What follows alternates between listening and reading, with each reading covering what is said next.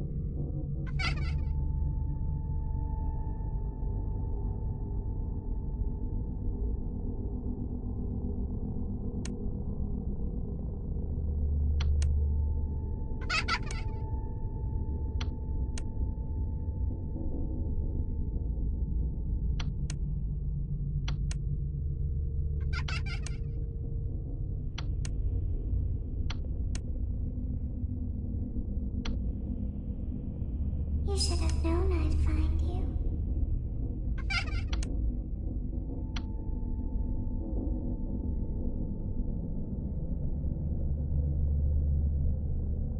You want to see the scooping room?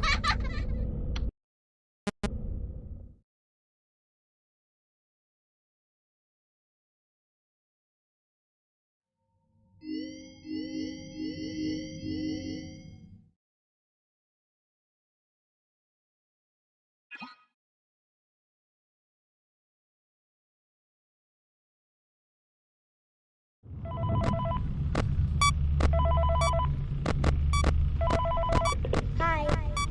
Hello. For today's lesson, we will be continuing our training on proper suit handling techniques. When using an animatronic as a suit, please ensure that the animatronic parts are tightly compressed and fastened by the spring locks located around the inside of the suit. It may take a few moments to position your head and torso between these parts in a manner where you can move and speak. Try not to nudge or press against any of the spring locks inside the suit. Do not touch the spring locks at any time. Do not breathe on the spring locks, as moisture may loosen them and cause them to break loose. In the case that the spring locks come loose while you are wearing a suit, please try to maneuver away from populated areas before bleeding out, as to not ruin the customer experience. As always, if there is ever an emergency, please go to the designated safe room.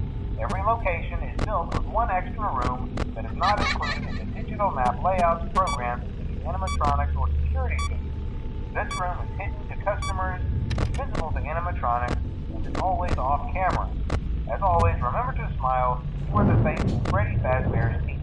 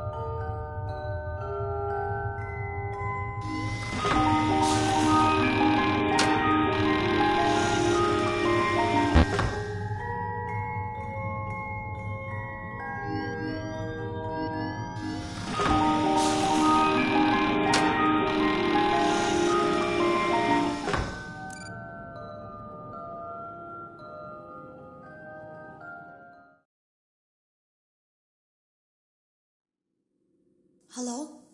Can you hear me? Don't exit this room, okay? This isn't a mistake. This room isn't a mistake. I had to hide these logs away from the core gameplay files, in a place that only a beta tester would look, and in a place where the files could be protected. I just really, really hope that the next development team finds this before the game is released to the public. This game has some kind of malicious code in it that we haven't been able to fully contain or even understand for that matter. We're over budget and out of time. But that's not the reason that we're shutting down. Listen, I have to keep this short so the file size will be small enough to fly under the radar. There are more. They may not be in order. I saw it for the first time today.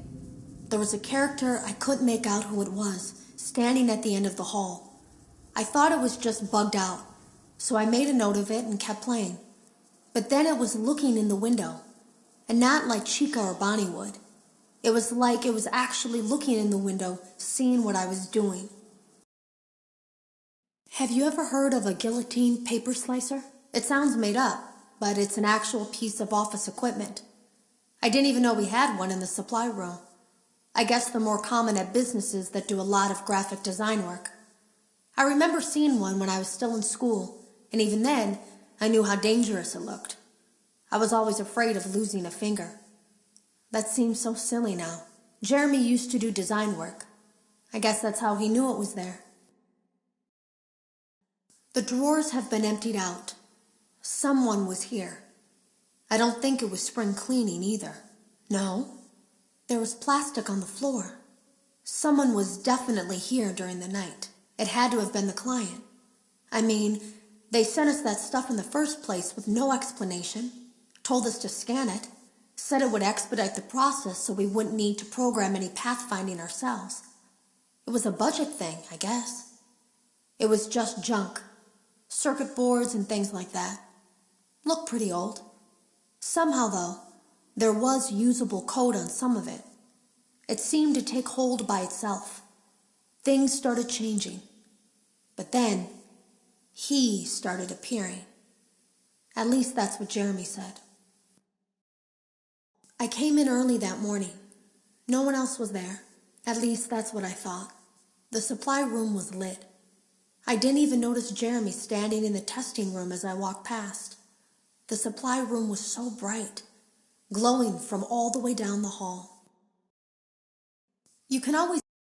Jeremy complained of nightmares when he came in this morning. He wasn't talking about it like someone telling a friend about his dreams, though. He was pale. Looked like he hadn't eaten in days. He spent an hour talking in Dale's office, but it didn't look like he was given much sympathy. When he came out, he went directly back to the testing room. He doesn't even jump anymore. Nothing scares him. He just stands there like he's talking to someone. Sometimes he rocks from side to side. We were told to leave him alone. I knew I was in line to do the testing next. They'd been prepping me for it. I guess they knew that Jeremy would need to be replaced soon. You can always tell when a company is getting ready to fire someone. They start giving out written warnings for silly things, making sure to build a paper trail and make a case for a firing. Things that normally no one would care about suddenly become grave offenses, all worthy of being written and documented. I guess it works two ways, because it also encourages a person to quit rather than be scrutinized so heavily. I think Jeremy was too far gone to consider that option, though. The thing about it is that I don't think they were going to fire him because of anything he was doing wrong. They just knew he'd seen something. They needed to discredit him. There was something that looked like a Halloween mask laying on the floor. I didn't understand. Ink must have spilled. It was only then that I heard a shuffle from the testing room and realized Jeremy must be there. I went back and peered in the window. I couldn't see his face. He had the visor covering his head. He had ink spilled on himself as well. The front of his shirt looked black in the dark room. He turned his head in my direction, but I don't think he knew I was there. I was told I had 3 days to finish Jeremy's work, but I know it's just passing the time. They don't really expect me to do anything. It's just to keep up appearances until the buyout is complete. We have to look like we have things under control. There's another potential development studio that wants to pick up from here, but who knows what kind of lies they're being fed to convince them to do it. Against my better judgment, I'm going to do my best to see what's here, make notes of it, and try to isolate where this thing is hiding. At least then the next person that tests this will have a chance of getting rid of it.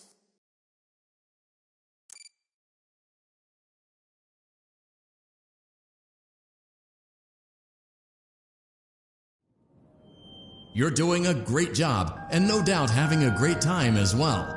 As a reminder, please be sure to only interact with core gameplay elements and avoid anything that could potentially be considered a glitch, mistake, or embedded message from unauthorized personnel.